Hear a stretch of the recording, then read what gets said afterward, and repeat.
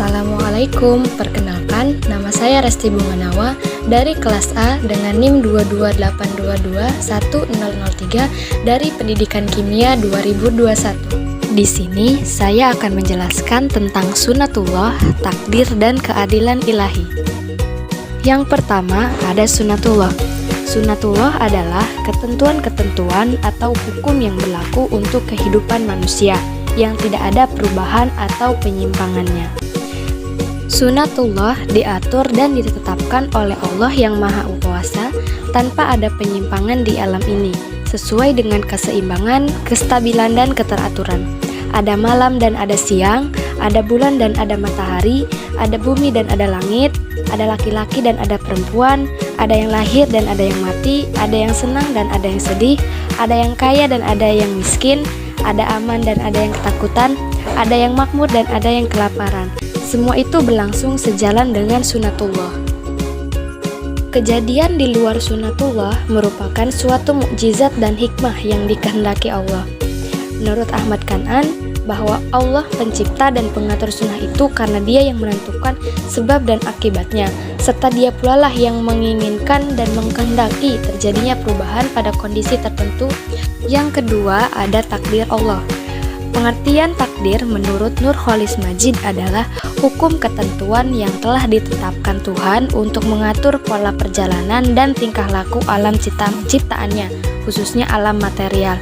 Sedangkan menurut Said Sabiq, takdir adalah suatu peraturan yang tertentu yang telah dibuat oleh Allah untuk segala yang ada dalam alam semesta yang maujud ini. Ada 4 tingkat untuk memahami takdir menurut Muhammad bin Saleh Al-Utsaimin, yaitu yang pertama, mengimani bahwa Allah Maha Tahu atas segala sesuatu, mengetahui apa yang telah terjadi dan apa yang akan terjadi dengan ilmunya yang azali dan abadi. Yang kedua, mengimani bahwa Allah telah mencatat di Lauhul Mahfuz apa yang terjadi sampai hari kiamat. Yang ketiga, mengimani bahwa Allah telah menghendaki segala apa yang ada di langit dan di bumi. Tiada sesuatu pun yang terjadi tanpa dengan kehendaknya. Yang keempat, mengimani bahwa Allah adalah pencipta segala sesuatu. Setiap muslim wajib mengimani takdir Allah sebagai rukun iman yang keenam. Apa yang terjadi di alam semesta adalah sesuai dengan ketentuan hukum Allah, sesuai dengan ciptaannya, sesuai dengan ilmu dan hikmahnya. Kita juga harus mengimani bahwa Allah memberikan kepada makhluknya kehendak dan kemampuan untuk berbuat sesuai dengan kehendak dan kemampuannya. Allah memberikan kebebasan kepada manusia untuk memilih menjadi baik atau jahat, menjadi beriman atau kafir, mau masuk surga atau masuk neraka, mau kaya atau mau menjadi miskin. Semua itu tergantung kepada manusianya sendiri yang telah diberikan potensi akal oleh Allah untuk memperdayagunakannya. Apa yang diperbuat oleh manusia akan dipertanggungjawabkan di hadapan Allah, baik yang jahat maupun yang baik, yang beriman maupun yang tidak beriman. Pada hakikatnya, semua itu menuju takdir Allah sesuai dengan apa yang mereka perbuat. Allah tidak akan menzalimi hambanya, kecuali hamba itu yang menzalimi dirinya sendiri, tidak taat dan tidak patuh terhadap apa yang diperintahkan Allah kepadanya. Maka mereka harus bertanggung jawab atas perbuatannya itu. Kalau beriman kepada Allah akan dimasukkan ke surganya, dan kalau kafir akan dimasukkan juga ke dalam nerakanya. Hal itu sesuai dengan takdir dan akan keadilan Allah. Yang ketiga yaitu keadilan ilahi.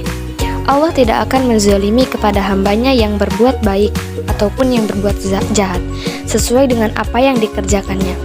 Kalau mereka berbuat baik, maka surga tempatnya, dan kalau mereka berbuat jahat, maka tempatnya adalah neraka. Keadilan Allah tidak akan merugikan sedikit pun kepada hambanya dan tidak menanganinya, karena Allah mencatat semua perbuatan hambanya, baik yang beriman maupun yang kafir. Allah juga adil memberikan pahala atau siksa kepada hambanya. Menurut Al-Qadi Abdul Jabbar, bentuk keadilan Allah kepada hambanya adalah Allah tidak menzalimi seseorang sedikit pun. Justru itu Allah Maha Suci dari berbuat zalim. Kedua, Allah tidak akan menahan hak-hak seseorang walaupun dalam ukuran yang sangat sedikit. Bagi yang memiliki sifat seperti ini, tentunya tidak mungkin menzalimi berasal dari dirinya sendiri. Allah menggunakan neraca dengan adil dan perhitungan yang cermat. Andai kata ia berbuat zalim, maka pernyataan tersebut tidak berarti sama sekali.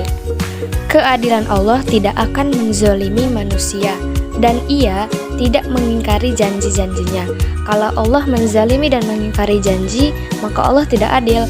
Tetapi mustahil Allah tidak adil karena ia memiliki keadilan yang bersifat Rahman dan Rahim. Dalam kaitan ini, Hamka menyatakan bahwa keadilan Allah mengandung sifat Rahman dan Rahim, termasuk melipat gandakan balasan kebaikan dengan 10 ganda kebaikan. Sedangkan jika manusia berbuat jahat, akan dibalas dengan nilai 1 bagi balasan kejahatan.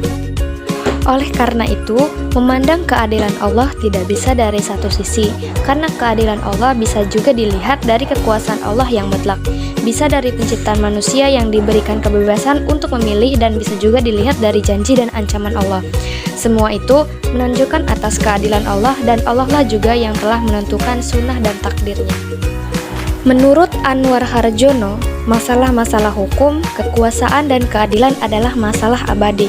Mengenai itu, Al-Quran memberikan 3 petunjuk macam hukum, yakni hukum yang mengatur alam semesta seluruhnya yang sepenuhnya berada dalam kekuasaan Tuhan.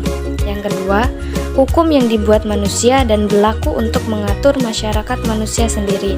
Yang ketiga, hukum yang tidak pada hakikatnya berpengaruh dan bahkan pada hakikatnya berlaku untuk mengatur masyarakat manusia dengan atau tanpa persetujuan manusia yang disebut sunatullah.